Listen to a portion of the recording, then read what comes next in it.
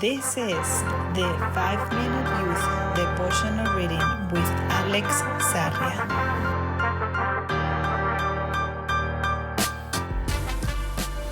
Faith and Trust, February 8th, the wild card of faith. Genesis 15:6 says, "And Abram believed the Lord, and the Lord counted him as righteousness because of his faith." Abram, after years of emigration, had learned two extremely important concepts of nomads: the importance of the stars and the family. Stars were the map of the antiquity. They provided position and trajectory. Moreover, a constellated night in the desert was an open book of stories and memories of family members. Abram clearly remembered, under the starry sky, his departure from Ur, the paths of Haran, and the march toward adventure.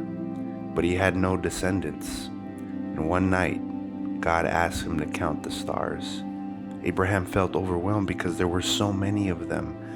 The Lord looked at him with a smile and promised, "So shall thy seed be." And Abram believed him. That act of faith spoke so much more about religion than he knew how to understand at the time. But faith doesn't need that much data. Paul loved this story so much that he could allude to it at any given opportunity. He mentions it directly and indirectly on several occasions. But in Romans 4, he seems to enjoy reading it from different perspectives.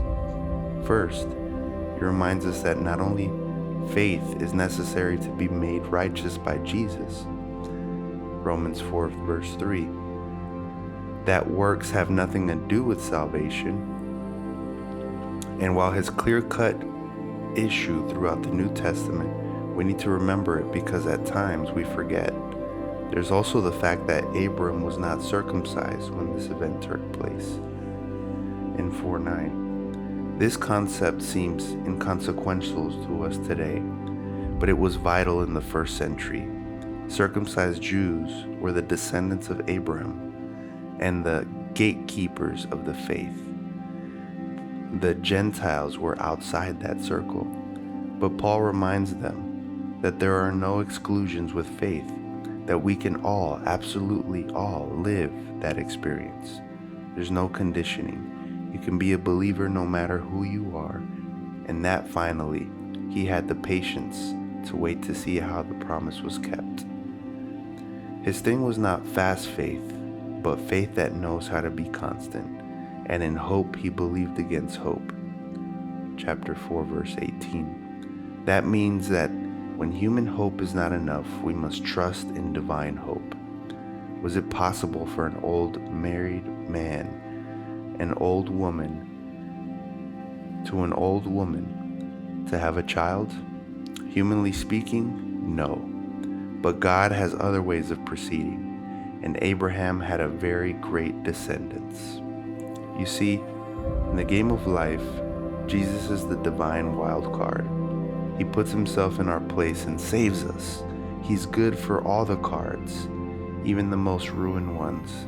He doesn't care how long the game lasts, because in the end, he wins.